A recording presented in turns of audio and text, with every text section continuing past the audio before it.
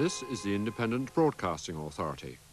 Good morning and welcome to our regular Tuesday morning bulletin of technical information for the radio and television trade. Cable television gets the green light from the government. We examine the proposals set out in the recent white paper. In transmitter news, Channel 4 comes to several more existing relays, and 4 new television relays this week. In Cornwall, Porthleven for Television South West.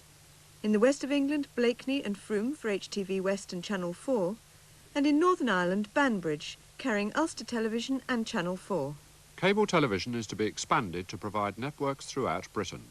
That's the scene outlined in a government white paper published last week. Central to the government's plans is a new cable authority. It will award franchises and oversee the system once in operation. The chairman and initially 6 members will be appointed by the Home Secretary. Provided Parliament passes the necessary legislation, the new authority could be appointed by the middle of next year. In the meantime, once Parliament has approved the white paper, the government plans to allow for up to 12 pilot schemes. Franchises will run initially for 12 years, and the pilot schemes will each serve a maximum of 100,000 homes. As for programming, cable operators will have to relay the appropriate IBA and BBC television and radio services, and they'll have to include provision for the eventual 5 satellite channels. Rules for taste and decency will be the same as for existing services. Pay-per-view will be allowed, but not for events traditionally covered by ITV and the BBC. There'll be an obligation to carry a minimum proportion of British programme material, and a commitment to progressively increase this. Cable operators will be allowed to relay foreign services, for example satellites. The rules for this will be drawn up by the new authority. There could be channels devoted to classified and other advertising, and some sponsorship, but otherwise the amount of advertising will be no more than allowed under IBA rules.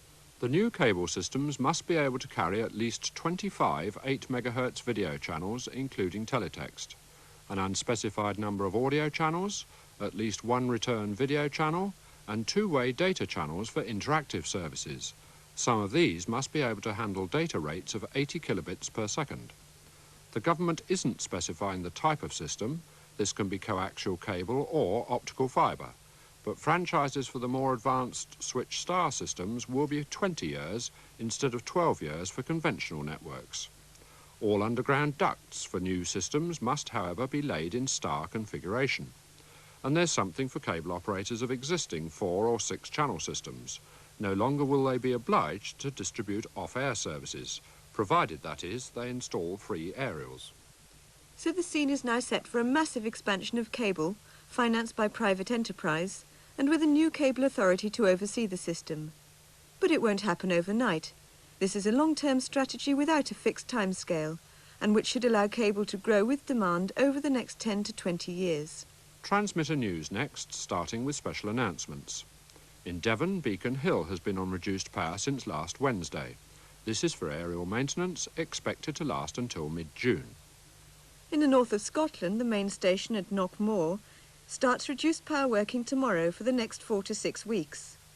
This is for aerial maintenance, and on a few days transmissions will be cancelled until midday. And the main station at Chatham begins reduced power tomorrow for aerial maintenance by the BBC. This is expected to last for about 6 weeks, and again there will be no transmissions on some mornings. Also tomorrow, the relay at Weaverthorpe will be liable to interruptions for transmitter maintenance. This will affect both ITV and the 4th channel. And in Northern Ireland, Limavady is scheduled to begin reduced power next Monday, lasting about a fortnight. This is in connection with the 4th channel, due on in the summer. Next Tuesday morning in South Wales, the relay at Tonpentry will be off the air until midday for aerial work. And next Monday, the relay at St Dogmiles will be off between 9 and 3:30 for work by the Electricity Board. New relays now, and in Cornwall, Porthleven continues on extended tests using horizontal polarisation. The station is intended to help about 1,000 people in and around Porthleven. The channel for Television South West is 23, with Channel 4 on 29 due in the autumn. Group A aerials should be used, but do note the change of polarisation, now horizontal. Porthleven continues on test. In County Down, the relay at Banbridge came on a little earlier than expected and is now in service. This should benefit about 1,500 people in North and East Banbridge and also in C. Patrick. Ulster Television is on Channel 46 and Channel 4 on 50. The aerial group is B, vertically polarised. Banbridge is now in official service. In Somerset, the relay at Frome comes on air later this week. This is designed to serve about 600 people in central parts of the town.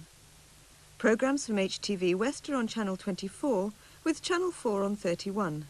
Group A aerials are needed, vertically polarised. Frome is expected on air in a few days' time. Also due this week is the relay at Blakeney. This will cover nearly 700 people in and around Blakely and Nibley. The channel for HTV West is 24, with Channel 4 on 31. Group A aerials should be used, vertically polarised. Blakeney should be on the air by the end of the week. Channel 4 is about to become available from several more existing relays. In Lancashire, Pendle Forest is now hoped to begin Channel 4 at the end of the week. The channel is 32 and official service now begins on the 20th of May. And on the south coast, the Channel 4 installation at the Brighton relay is hoped to be ready in a week or two. This will bring Channel 4 to another 170,000 viewers, and not just from Brighton itself, but also from the nearby relays at Portslade, Ovingdean and Saltdean. From Brighton, the channel is 53, from Portslade, 47, at Ovingdean it's 68, and at Saltdean, 47. Channel 4 is hoped to be on the air in a week or two.